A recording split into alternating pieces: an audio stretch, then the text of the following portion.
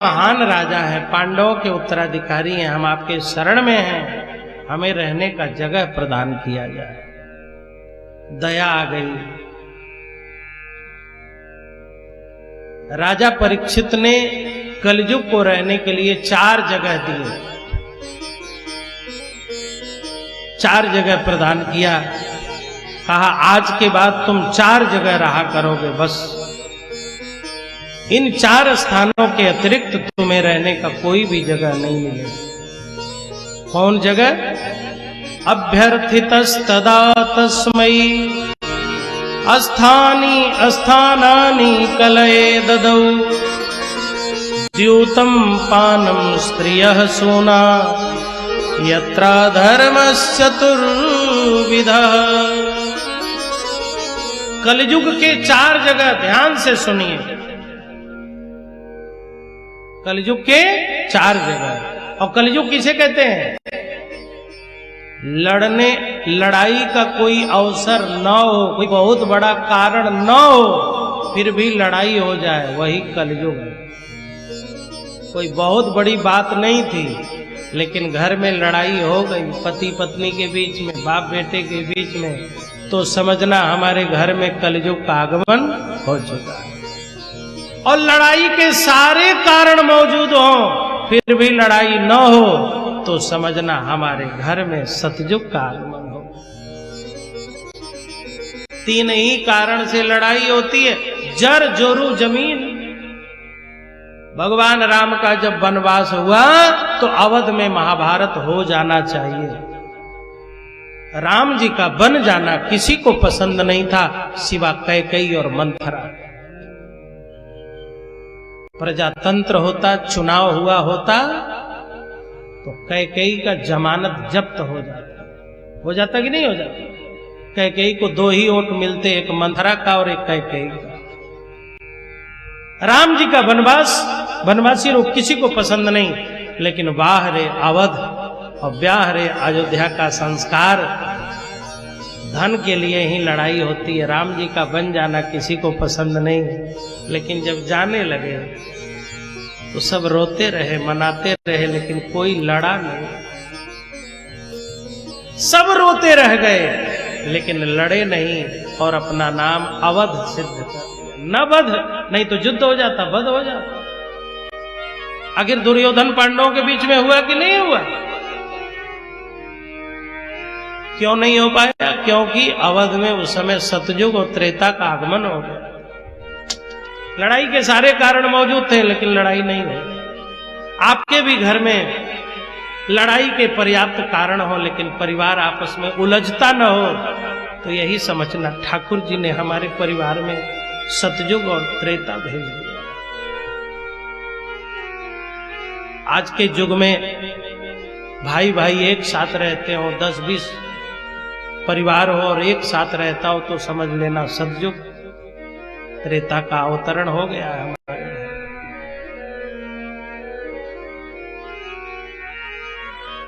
कलयुग को 4 जगह दिए गए। कौन कौन? ध्यान से सुनिएगा। द्यूतम पानम स्त्रियः सूना। जहां लोग जुआ खेलते हो वहां जाके रहा करो।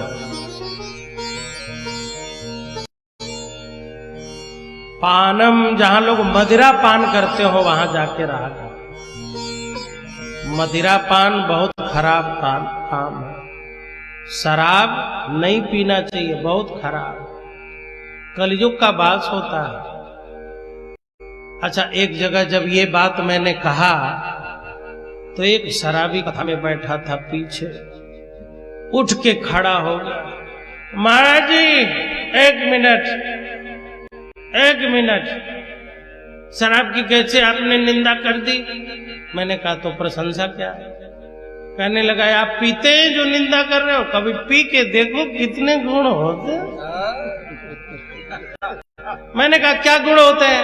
तो कहने लगा आप घूमते रहते हैं, आपको सर्दी जुकाम होता रहता है, पानी बदलने के कारण पी लो, सर्दी और जुकाम चला जाए। अच्छा शुक्ला जी, का पीने से जुकाम चला जाएगा? नहीं जाएगा? काय पिए हो का? अच्छा, कई लोग ऐसे ऐसे मोड़ी हिला रहे हैं जैसे प्रैक्टिकल किए हैं। मैं पिया नहीं हूं, लेकिन मैं दावा से कहता हूं कि शराब पियो जुकाम चला जाएगा। क्यों? अरे पीने वालों का घर चला गया, जमीन चली गई, पत्नी के गहने चले गए, तो जुकामे नहीं जाएगा? पीते रहो, कुल चला जाएगा। क्यों? जब इतना बड़ा बड़ा राजा रजवाड़ा का घर द्वार परिवार चला गया, गहने चले गए, इज्जत चली गई, प्रतिष्ठा चली गई, तो जुखामे नहीं जाएगा? पियो, कुल चला जाएगा। हाथ मत लगाना। जिस वंश में भगवान कृष्ण थे, सोमलता के पान से वह वंश नहीं बचा, तो साधारण आदमी की तो बातें छोड़। ब्राह्मण का जन्म शराब के लिए और मांस के लिए नहीं हुआ। ब्राह्मण होने का मतलब है तपस्या के लिए जन्मे हो, इंद्रिय दमन के लिए जन्मे हो, सात्विक चीजों को खाने के लिए आप जन्मे हो। द्यूतम पानम स्त्रिय, जहां वैश्याएं रहती हैं वहां रहा करो। जहां पुरुष पर नारी से, जहां नारी पर पुरुष से अधिक आकर्षित हो, ऐसे वैश्यावृत्ति में कलयुग रहेगा। लेकिन जहां पति पत्नी का आपस में प्रेम होगा, वहां अनसुईया और अत्रि का आगमन होगा, श्री राम का आगमन होगा, वहां कलयुग नहीं रहेगा। और जहां हिंसा होती है वहां रहा करो। अच्छा, हिंसा अनेक स्तरों पर होती है। शारीरिक हिंसा को ही हिंसा नहीं कहते हैं। कई बार वचन से भी हम लोग बहुत बड़ी हिंसा कर देते हैं, व्यवहार से भी हिंसा कर देते हैं।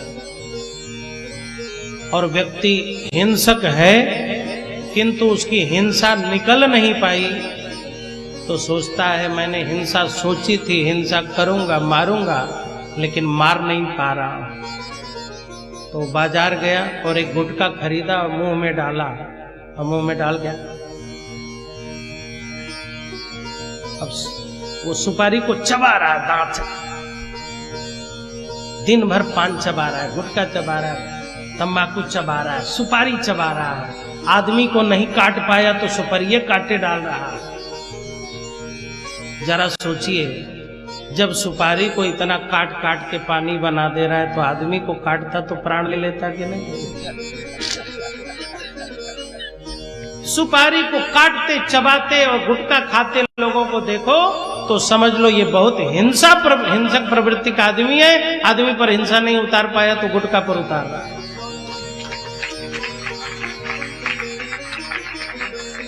छोटे छोटे बच्चे गुटखा खा रहे, बताइए, छोटे छोटे बच्चे।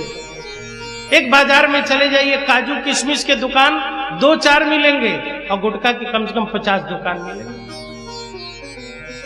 गांव में पान की दुकानों पे कौन ऐसी दुकान है जहां गुटखा न बिक रहा? मेरे द्वारा एक बचपन ट्रस्ट की स्थापना हुई है। ये बचपन ट्रस्ट विद्यालयों में जाकर के बच्चों को मार्गदर्शन देता है कि आप लोग अपने बचपने को सुधारो, क्योंकि बचपन ठीक तो बचपन ठीक। और 55 वाले सेवा कराना चाहते हो तो अपने घर के बचपनों को बना के रखो। बचपन ठीक तो 55 ठीक, और 55 सजग तो बचपन सजग। यदि बड़े लोग थोड़े सजग रहें, सावधान रहें, तो हमारे घरों के बच्चे बिगड़ेंगे नहीं। राजा परीक्षित ने कहा 4 जगह केवल रहो, तो कलयुग ने कहा महाराज सब घटिया घटिया जगह हम ही को दे दी, कोई बढ़िया जगह तो दो। तो परीक्षित जी ने कहा तुम बढ़िया नहीं हो तो बढ़िया जगह काहे को दो, बढ़िया आदमी को बढ़िया जगह देना चाहिए। तो कलयुग ने कहा महाराज मैं बुरा हूं लेकिन मुझ में भी कुछ अच्छाई है।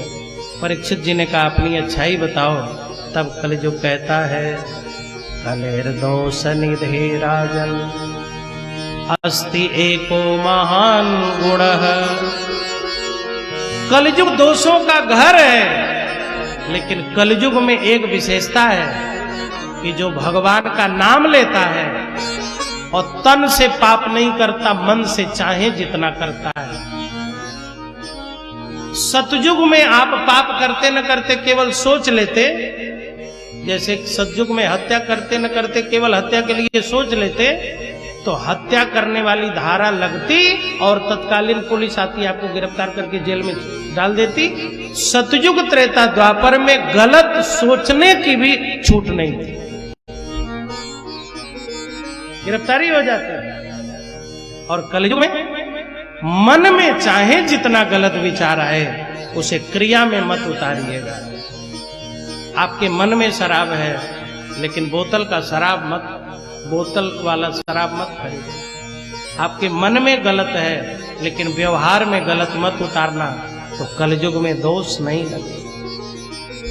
लोग कहते हैं मन में गंगा तो कठौती, मन चंगा तो कठौती में गंगा। ये मन चंगा कठौती में गंगा, ये सतयुग की बात थी। कलयुग में आपका मन चाहे जितना अपवित्र हो लेकिन तन की पवित्रता बना के रखना। आपका मन चाहे जितना बुरा सोचता हो लेकिन बाणी से कभी बुरा मत बोलिएगा, तो कलयुग में आपको दोष नहीं लगेगा। आप कहेंगे महाराज कहां लिखा है? तुलसीदास जी ने लिखा है, कलिकर एक पुनीत प्रतापा, कलिकर एक पुनीत प्रतापा, मानस पूर्ण होई रही पापा। कलिकर एक पुनीत प्रतापा, मानस पूर्ण होई रही पापा। कलिकर एक पुनीत प्रतापा, मानस पुण्य होई नहीं पापा।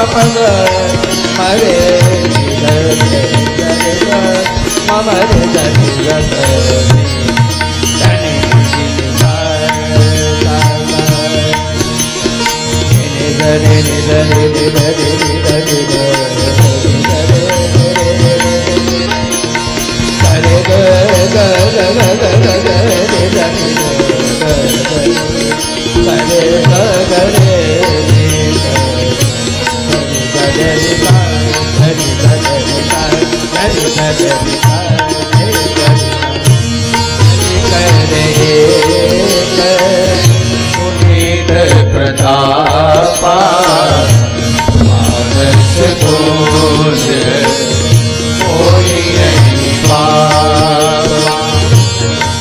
मबदन निदले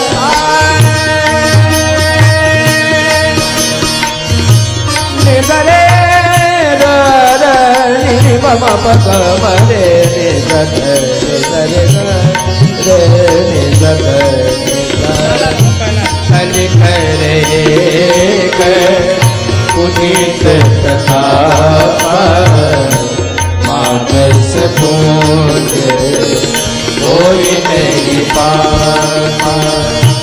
कलिकर एक पुनीत प्रतापा, मानस पूर्ण होई नहीं पापा।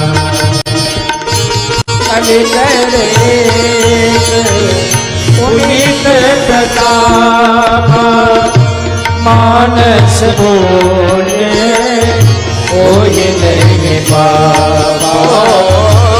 कलि कर एक पुनीत प्रताप मानस पूजे कोई नहीं। हमारे बीच में हैदरगढ़ के माननीय विधायक जी आए हैं, बहुत बहुत स्वागत है आपका।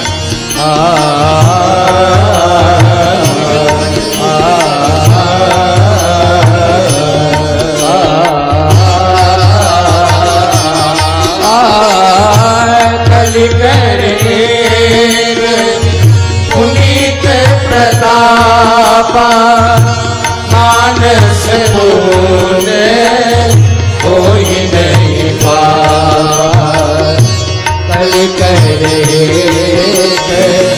पुनीत प्रताप मानस पूजे कोई नहीं पार। कलि कर पुनीत प्रताप मानस पूजे कोई नहीं पार। अवर धनि धरे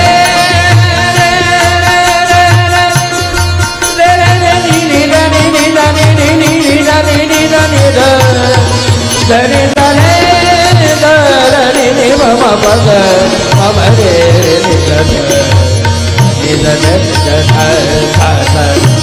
कलि कर पुनीत प्रताप मानस पूजे कोई नहीं पार। कलि कर पुनीत प्रताप मानस पूजे कोई नहीं पार।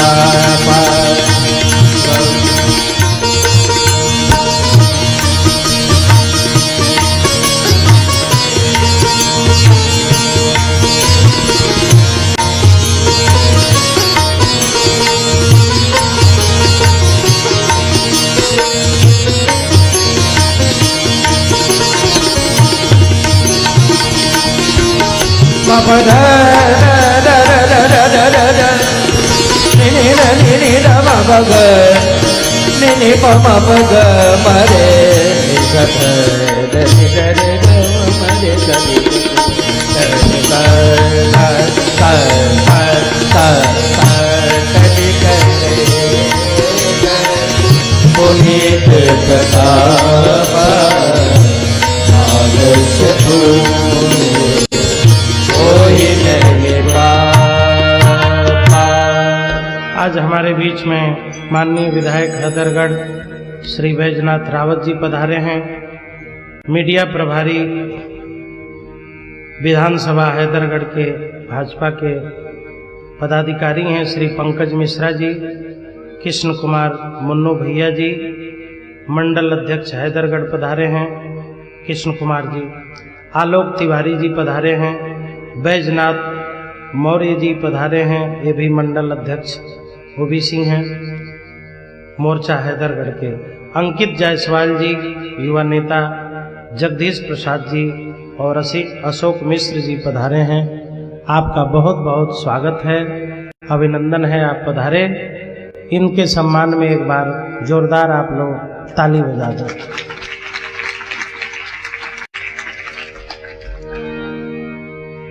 जब तक आप लोगों को रहना होगा रहेंगे, फिर प्रसाद लेके चले जाइएगा। कथा तो ठीक 9 बजे पूरी होगी, आप अपनी सुविधा के अनुसार कर लीजिएगा। चलें हम लोग मूल प्रसंग पर। कलयुग में मन की चिंता मत करिए, अपने कर्म और क्रिया की चिंता करिए। तन से बचे, मन की चिंता मत करिए। ये मन बड़ा चंचल है, अर्जुन श्री कृष्ण कहते हैं, श्री कृष्ण से अर्जुन जी, चंचलम ही मनः कृष्ण प्रमाथि बलवत् दृढ़म। हे प्रभु, वायु को पेटी में बंद करना सरल लगता है, लेकिन मन को एकाग्र करना, एक केंद्र पर करना बहुत कठिन लगता है। जैसे एक तराजू पर 1 किलो मेढक तौलना हो तो क्या संभव होगा? अरे बोलो ना। मेढक एक पकड़ो दूसरा भागेगा, दूसरा पकड़ो तीसरा भागेगा। मन की भी है स्थिति। उसकी चिंता मत करो, मन की जिम्मेदारी मनमोहन पर दे दीजिए। मन को तो केवल मनमोहन ही संभाल सकते हैं। जिसकी बंदरिया वही नचावे और दूसर नचावे तो काटन धावे। मदारी ही बंदरिया को संभाल सकता है। मन की चिंता नहीं, बस तन की चिंता। तन से गलत न होने पाए, मन का क्या करोगे।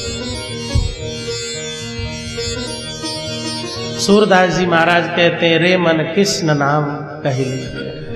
गोस्वामी तुलसीदास जी विनय पत्रिका में जो भी पद लिखते हैं सब मन को संबोधित करते हुए कहते हैं। गोस्वामी तुलसीदास जी महाराज कहते हैं, पायो न कही गति पतित पावन, राम भज सुन सठ मना।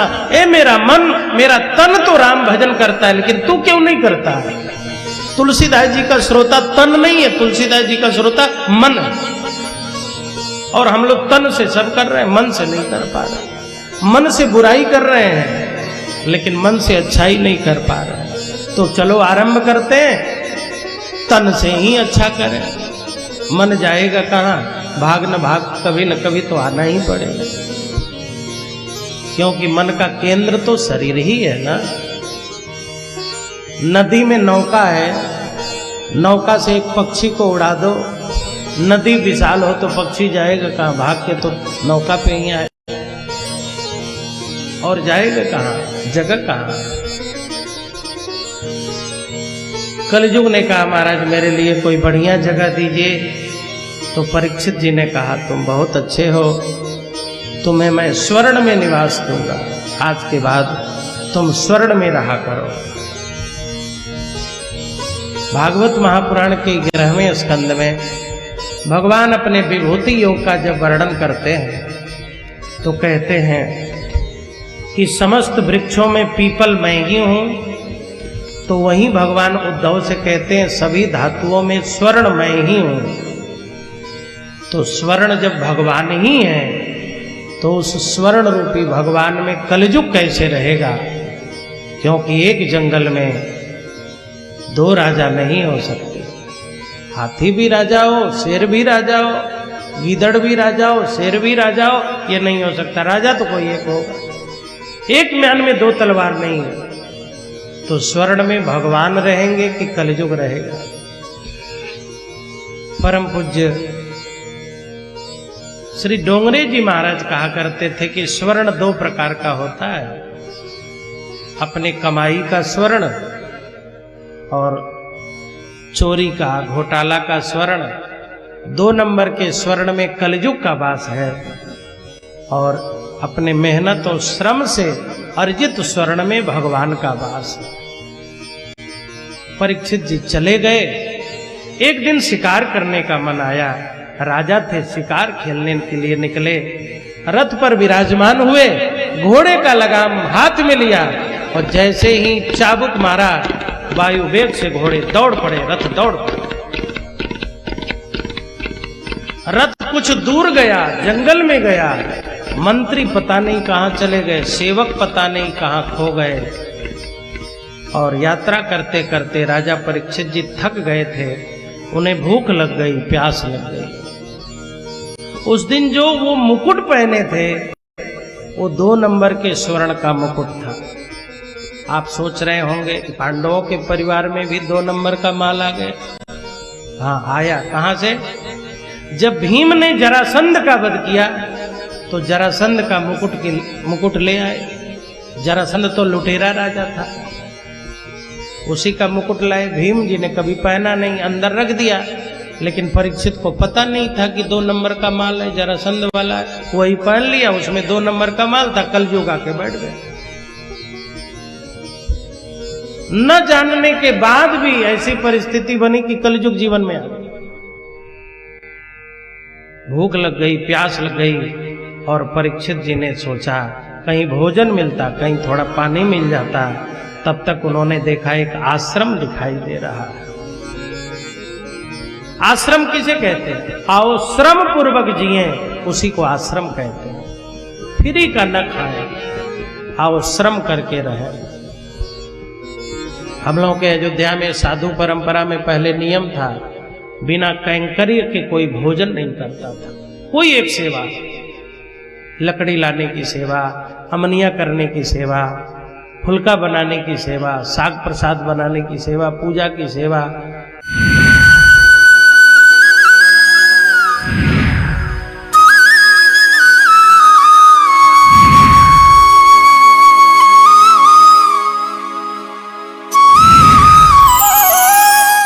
MDH किचन किंग मसाले को किंग क्यों कहते हैं? अगर MDH का किचन किंग किचन में हो तो हम सब कुछ बना सकते हैं। बैंगन का भरता, आलू गोभी, भिंडी मसाला, मिक्स वेजिटेबल, मटर पनीर और भी बहुत कुछ। ये तो मैजिक है। बहुत बढ़िया। Like magic. MDH राम भक्ति जहाँ सुर सही, राम भक्ति जहाँ सुर सरिता। परम पूज्य भागवत भूषण श्री राधे श्याम शास्त्री जी महाराज के श्रीमुख से श्रीमद् भागवत कथा का भव्य आयोजन पिपरी शिवगढ़ जिला रायबरेली में किया गया। इस महा आयोजन का विशेष प्रसारण देखें 20 फरवरी 2020 से प्रतिदिन रात्रि 9 बजे से सिर्फ सुभारती टीवी पर। MDH का किचन किंग किचन में हो तो हम सब कुछ बना सकते हैं। MDH kitchen king masala. Like magic. बढ़िया। MDH श्री विभूषित ज्योतिष एवं द्वारका शारदा पीठाधीश्वर जगत गुरु शंकराचार्य स्वामी श्री स्वरूपानंद सरस्वती जी महाराज के पावन सानिध्य में श्री राम जन्मभूमि मर्यादा रक्षा महासम्मेलन 15 मार्च दोपहर 3 बजे से परमहंसी गंगा आश्रम नरसिंहपुर मध्य प्रदेश से। इस महा आयोजन का सीधा प्रसारण देखें सिर्फ सुभारती टीवी पर। किचन किंग हो या गरम मसाला, पाव भजिया चंदी चाट मसाला, असली मसाले सच सच। MDH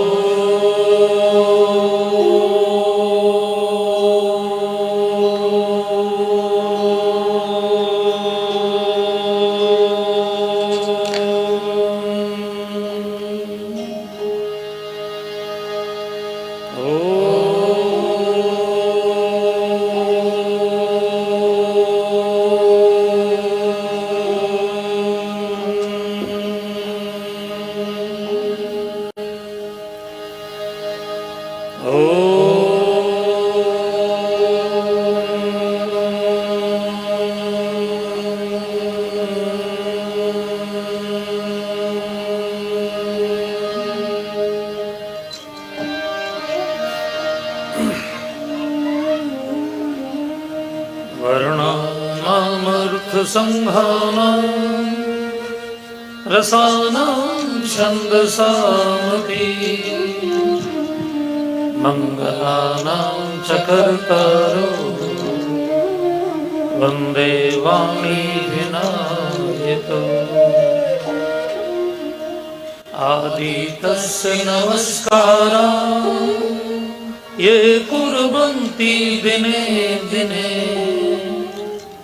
आयुर्प्रज्ञा बलं वीर्यं तेजस्तेषां च जायते कर्पूरगौरं करुणावतारं संसारसारं भुजगेन्द्रहारं सदा वसन्तं हृदयारविन्दे भवं भवानी सहितं नमामि भवं भवानी सहितं नमामि लोकाभिरामं रणरङ्गधीरं राजीवनेत्रं रघुवंशनाथं कारुण्यरूपं करुणाकरं तं श्रीरामचन्द्रं शरणं प्रपद्ये श्रीरामचन्द्रं शरणं प्रपद्ये मनोजवं मारुततुल्यवेगं जितेन्द्रियं बुद्धिमतां वरिष्ठं वातात्मजं वानरयूथमुख्यं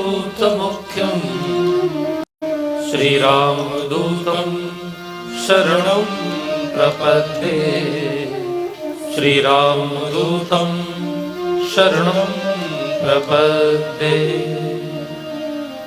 बोली राजा रामचंद्र भगवान की जय, श्री हनुमान जी महाराज की जय।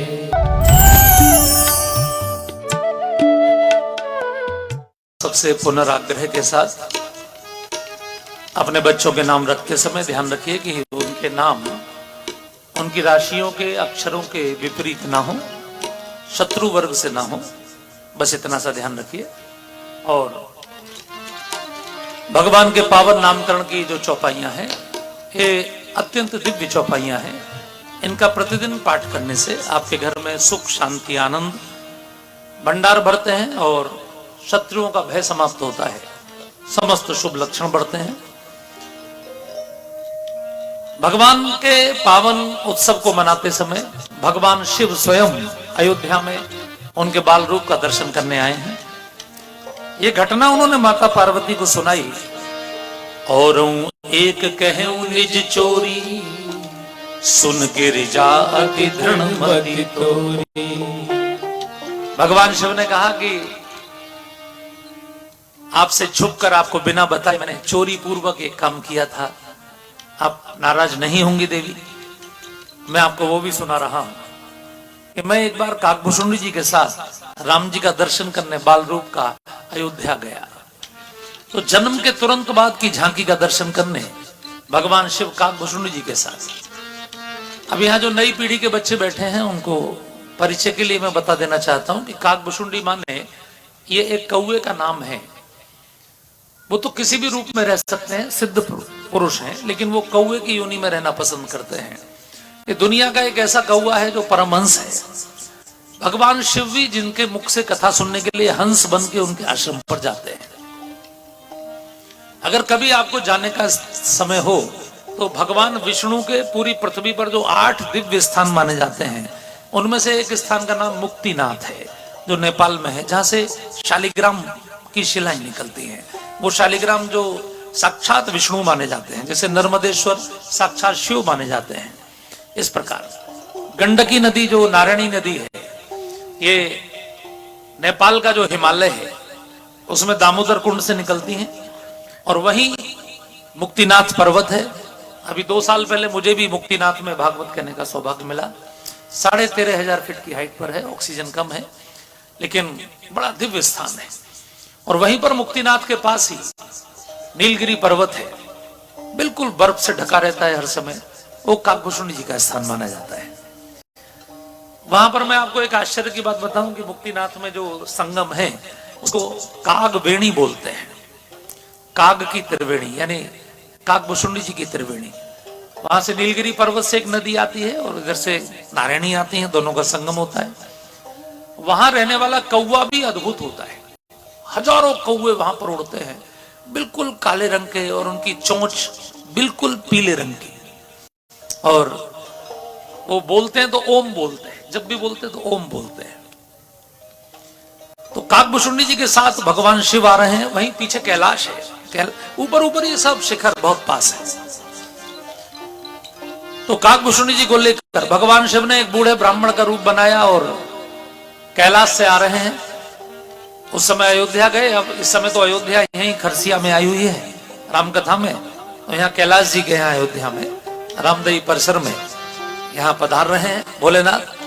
आइए आप भी एक बार, आप सबसे भी निवेदन है कि आप भी मानसिक रूप से अयोध्या का ध्यान करें और भगवान शिव के साथ फिर से रामलला के स्वरूप को देखने के लिए अयोध्या चले। काकभूषुंडी संग हम दो, मनुज रूप जानई नहीं को, परमानंद प्रेम सुख भूले, बीथिन फिर मगन मन भूले। आनंद का अतिरेक हो रहा है। आनंद के भाव में डूबे हुए भगवान भोलेनाथ दौड़े चले जा रहे हैं अयोध्या की गलियों में। बाल रूप का दर्शन होगा, क्योंकि बाल रूप को वो अपना इष्ट मानते हैं। आप में से जितनी भी यहां मात्र शक्ति बैठी हैं, मैं समझता हूं आप में से ज्यादातर के घर में भगवान का बाल रूप विराजमान है, लड्डू गोपाल जी के रूप में, है ना। अब आप सोचिए, ये जो बाल रूप आपके घर रखे हैं, ये बाल रूप घर में पूजा करने की प्रेरणा संसार में किसने प्रारंभ की होगी? सोचिए, क्योंकि कोई भी महापुरुष जब तक कोई काम शुरू नहीं करता, जब तक वो काम शुरू नहीं होता। तो बाल रूप की उपासना संसार में किसने शुरू की होगी? भगवान शिव ने, क्योंकि भगवान शिव के इष्ट कौन है? बंदौ बाल रूप सोई राम। परमात्मा का बाल रूप, अब वो चाहे राम रूप में हो चाहे कृष्ण रूप में। यशोदा मैया के यहां भी दर्शन करने आ गए थे, कौशल्या मैया के यहां भी दर्शन करने आ गए। किसी ने पूछा, बाबा बाल रूप की उपासना क्यों करते हैं आप? भगवान शिव ने कहा, मन की भावना को बढ़ाने की सबसे साइंटिफिक टेक्निक, सबसे लॉजिकल टेक्निक मूर्ति पूजा है। उसमें भी बाल रूप की जो मूर्ति है, वो मन को भगवान में लगाने की सबसे अच्छी पद्धति है। कैसे? अब आप जितनी मैया बैठी हैं उनको ध्यान होगा, उनका बच्चा जब छोटा होता है तो मैया चाहे कुछ भी कर रही हो, चाहे श्रृंगार कर रही हो, चाहे सफाई कर रही हो, रोटी बना रही हो, झाड़ू लगा रही हो, कपड़े धो रही हो, मैया का ध्यान कहां होता है? अपने बालक में। सो रहा है कि जग रहा है, खेल रहा है कि रो रहा है, यानी मां का ध्यान छोटे बच्चे में होता है। तो ये जो सारी टेक्निक बनाई गई हैं, चाहे वो माला जपना, चाहे हवन करना, चाहे परिक्रमा करना, स्नान करना, ये सब काय के लिए? आपका ध्यान भगवान में लग जाए, इसी के लिए तो बनाई गई हैं। तो परमात्मा को यदि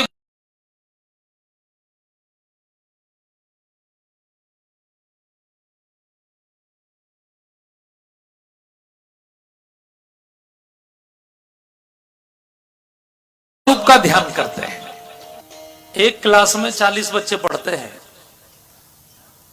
लेकिन उनमें से एक आईएएस बनता है, सब तो नहीं बनते। वो प्रभाव का होता है? सुनने का। किसने कैसा सुना, तो सुनने का सारा महत्व है। इसलिए श्रवण को कंसंट्रेट करना। इसलिए गणेश जी बुद्धि के सबसे बड़े देवता, उनके चेहरे पर सबसे बड़े क्या हैं? उनके कान। कान माने सुनना। इसलिए मास्टर जी बच्चों के क्या खींचते हैं? कान। कान खींचने से बुद्धि बढ़ती है। इसलिए कभी भी किसी बच्चे के कोई कान खींचे तो उसे